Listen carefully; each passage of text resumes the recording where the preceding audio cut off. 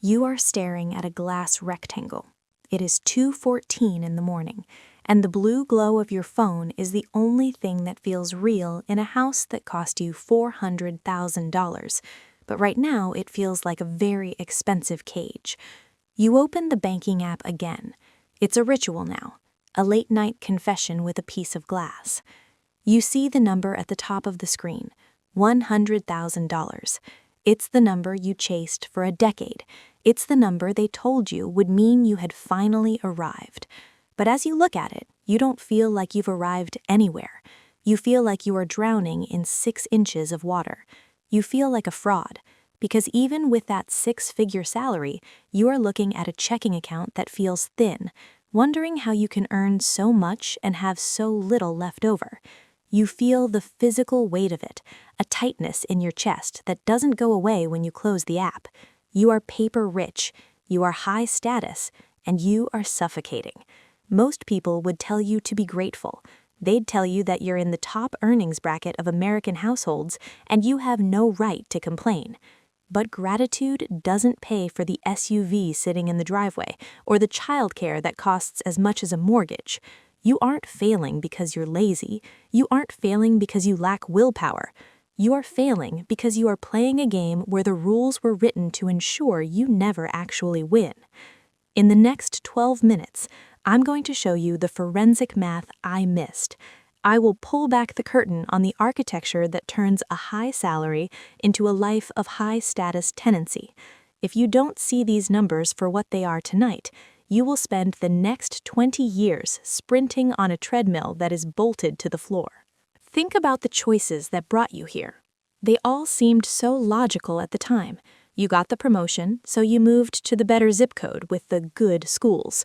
You bought the SUV, the safe one, the one with the premium leather, because you're a professional now and your family deserves the best. You wear the right clothes to the right office. You have the high-status life. But once you peel back the skin of this middle-class dream, you see the architecture of consumption. The system is a masterpiece of engineering. It is designed to ensure that every time your income increases, your fixed costs rise to meet it exactly. It's called the treadmill effect. You get a 10% raise, and suddenly your logical needs increase by 12%. The system doesn't wait for your permission to take your money. It harvests it. Think about your car. It's not just a payment, it's a commitment to higher insurance, premium fuel, and the status maintenance of keeping it clean and serviced at the dealership.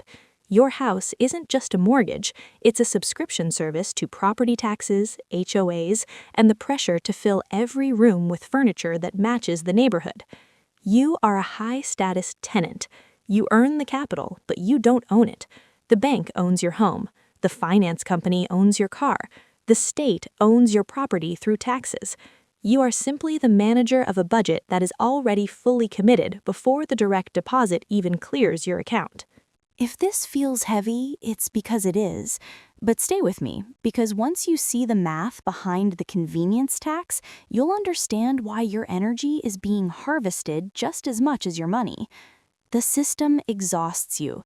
It demands 50 or 60 hours of your mental energy every week. By the time you get home, you are too tired to cook, so you pay a 40% markup for delivery services. You are too tired to clean, so you hire a service. You are too tired to think, so you buy back your time at a premium just to survive until Monday morning. This is the convenience tax.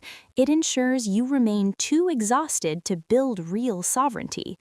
And for those of you in dual-income households, you're caught in the most polished lie of all, the two-income trap. You work twice as hard for half the actual security. You have 2 careers to manage, 2 cars to maintain, and a lifestyle that requires both of you to keep sprinting just to keep the lights on. You're probably thinking, I just need the next raise. If I can just get to $150,000, I'll be fine. That is the tomorrow delay. It's the carrot on the stick. But if you don't change the architecture, the 150K version of you will be just as exhausted and just as broke as you are tonight. The system is waiting for that raise. It has already designed the logical upgrade for your next tax bracket. You have to realize that your job isn't just paying you a salary, it's charging you a fee. Your $30 an hour job actually pays you $4 after the architecture takes its cut. Think about the math of the commute.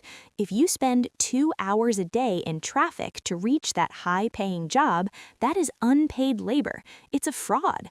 But once you see the math, you can't unsee the trap. The math is forensic, and it is brutal. It tells you that income without margin is a prison. Margin is the only thing that is real.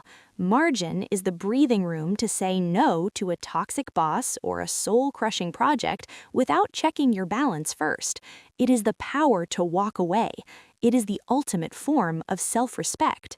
We were taught to find X in a math equation, but we were never taught that financial sovereignty isn't about how much you make, it's about how much you don't spend to maintain a status you don't even enjoy.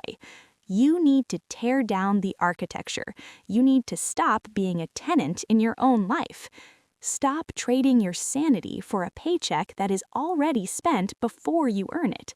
Stop believing the polished lies that tell you more is the answer.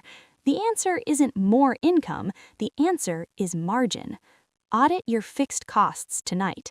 Not the coffee, but the logical choices like the car and the zip code. Identify your convenience taxes. Where are you buying back your time because the system has made you too tired to live? Reframe your discipline not as a chore, but the ultimate form of power. The house is quiet now. The glowing rectangle is waiting for you to close it. The numbers are still there, but the math has changed. Tomorrow, the treadmill starts again. The question is, will you be the one running it, or will you be the one who finally steps off?